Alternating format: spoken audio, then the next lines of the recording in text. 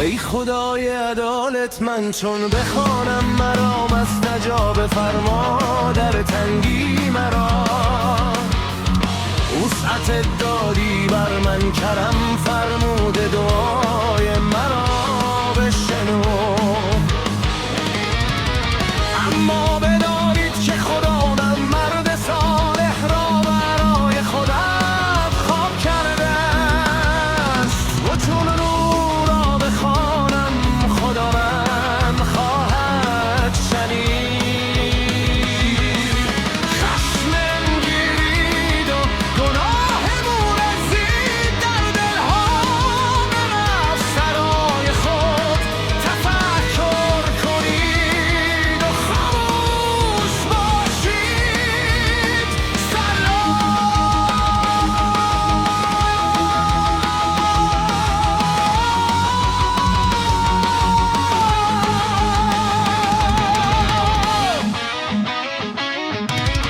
ای خدای عدالت، من چون بخوام